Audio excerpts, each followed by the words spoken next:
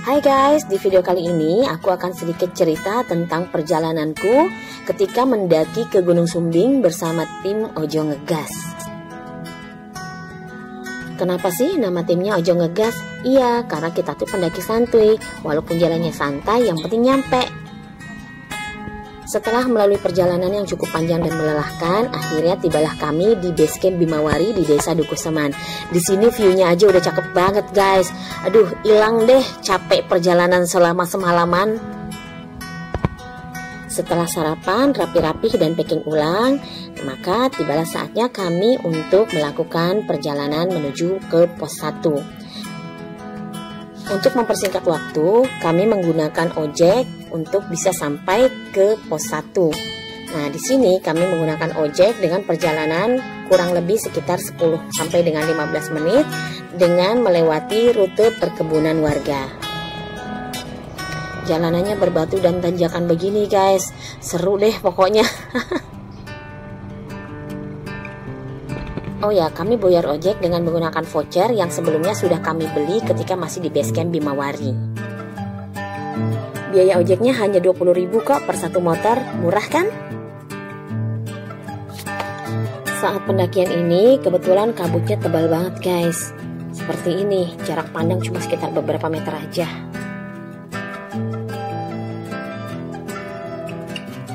Setelah personilnya lengkap, maka bersiaplah kami untuk mulai masuk ke dalam hutan dari pos 1 menuju ke pos 2. Perjalanan dari pos 1 menuju ke pos 2 masih cukup bersahabat lah jalurnya. Jalurnya masih lebar dan terbuka dan belum terlalu tanjakan banget. Jadi masih bisa saving-saving tenaga di sini. Dalam mendaki gunung itu tidak penting seberapa cepat kita bisa melangkah.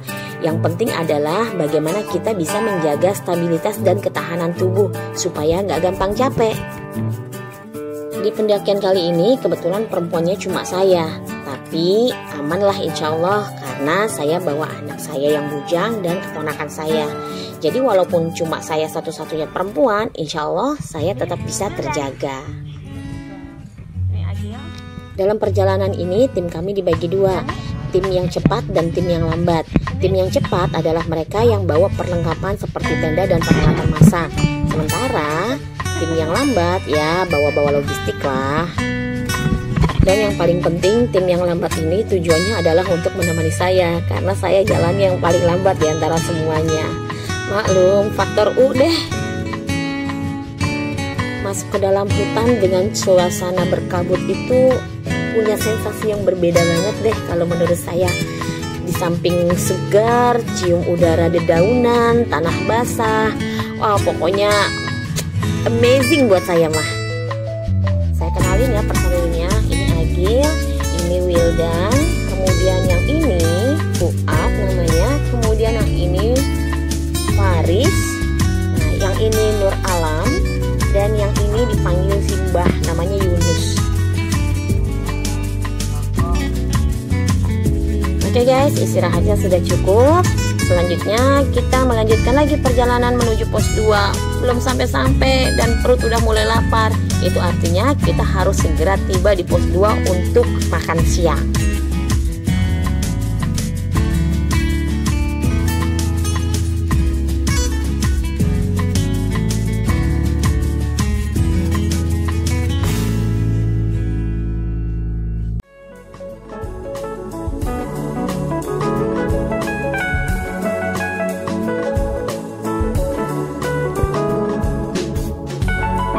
Setelah melalui perjalanan yang cukup panjang, sekitar 1,5 jam sampai 2 jam gitu, kami tiba di pos 2 dan di sini kami melakukan makan siang.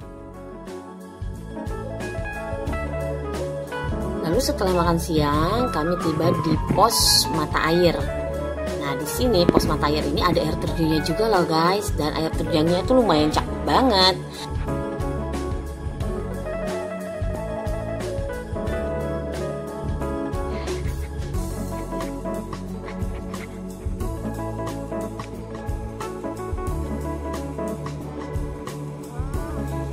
Nah, tuh air terjunnya udah kelihatan. Cakep kan? Jadi air terjunnya itu bersusun gitu guys. Dan di sini pemandangannya cakep banget. Rasanya betah banget untuk berlama-lama ada di sini. Nah, di sini kami cuci muka, foto-foto, selfie-selfie sebentar. Ya, pokoknya menikmati banget lah. Nah, saat ini kita lagi ada di air terjun guys. Karena suara airnya yang deras, jadi nggak kedengeran deh tuh di situ saya ngomong apa. Tapi intinya saya ingin menjelaskan di situ bahwa air terjun di sini tuh airnya seger banget, dingin dan airnya bisa diminum. Selesai bersantai di pos air terjun atau di pos 2, kami siap-siap untuk melanjutkan perjalanan menuju ke pos 3 yang memakan waktu cukup panjang, bisa makan waktu 2 sampai 2,5 jam nih kira-kira guys.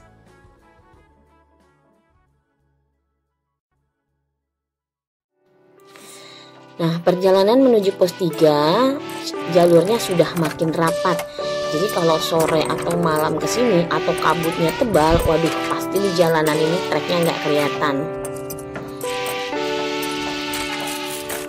Nah, akhirnya kami sampai di pos 3. Artinya kami sudah semakin dekat menuju ke tempat perkemahan.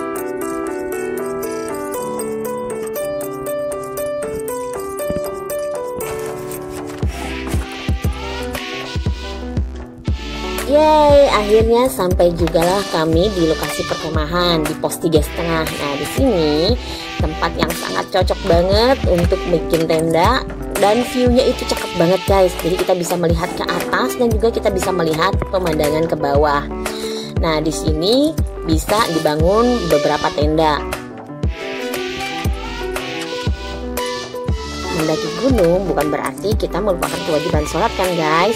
Alhamdulillah di sini kami dan tim masih sempat melakukan sholat asar.